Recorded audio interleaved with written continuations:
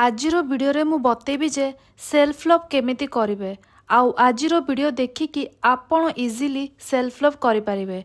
मु self love कला बेले कौन कौन करिथिली बतेबी।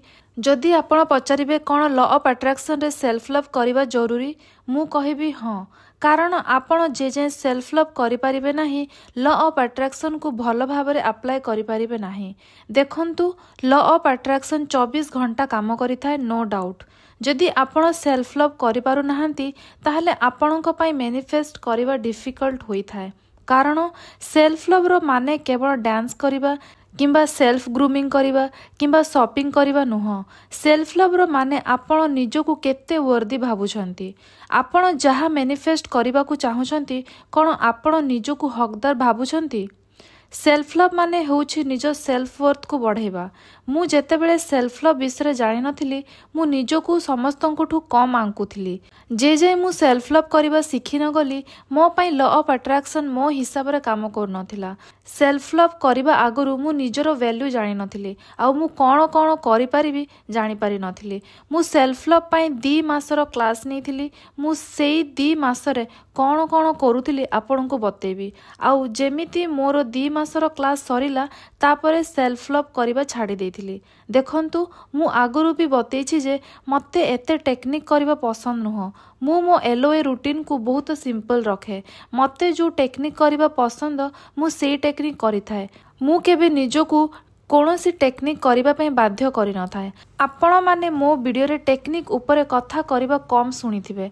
जदि आपण सेल्फ लव करि पारु नाहंती ताहले आपण होपनपन प्रेयर रु स्टार्ट करंतु। निजको फॉरगिव आउ हील करंतु। आपण जे जे निजको फॉरगिव आउ हील करि नाहंती से जे आपण सेल्फ लव करि पारिबे नाही। आपण को यूट्यूब रे होपनपन प्रेयर मिलि जिवो, आपण सेइठु स्टार्ट करि पारिबे, तापरे निजे मध्य करि पारिबे। होपनपन प्रेयर को चले कि निज हार्ट चक्र रे हाथ 2टा को रखिकी फीलिंग रो सहित होपनपन प्रेयर करंतु। होई पारे आपण को कांद आसी पारे किंतु निजको रोकिबे नाही। जदि कांद लागुची आपण कांदी पारिबे। कांदिबा द्वारा आपण हील होई थांती। मु फर्स्ट जो दिन मेडिटेशन करिथिली मु सेई दिन कांदिथिली। मते जेतिकी कांदिबार थिला मु कांदिथिली। आउ मु मेडिटेशन परे मां को कॉल करिके मध्य कांदिथिली। कारण मते लागुथिला जे मु तांको बहुत हर्ट करिछि। मां कोठु मु क्षमा मागिथिली। तापर मते बहुत रिलैक्स फील होइथिला। कारण मु सेई गिल्ट को मो मनरे बहुत वर्ष हैला रखिथिली। फर्स्ट मेडिटेशन दिन कांदिथिबारु मु हील होई जाइथिली। होई पारे आपण को होपनपन प्रेयर कला बेले कांद आसी पारे, मु किंतु इमोशनल होइथिली। जेहेतु मु सेल्फ लव क्लास रे न्यू थिली आउ आमे समस्ते गाइडेड होपनपन प्रेयर करिथिलु। से प्रथमे आमको माँ बापा को फॉरगिवनेस प्रेयर करिथिले। क्लास रे प्राय जण कांदिथिले। जेहेतु मु फर्स्ट मेडिटेशन दिन कांदिथिली आउ ऑलमोस्ट हील होई जाइथिली। मु बस इमोशनल होई जाइथिली। फर्स्ट आपण किछि दिन होपनपन प्रेयर कला बेले स्टार्टिंग रे बापा मां को पई फॉरगिवनेस प्रेयर करंतु। कारण कोठी ना कोठी आमे वर्तमान आम लाइफ रे जहा चालुछि तांको दोष देई थांती।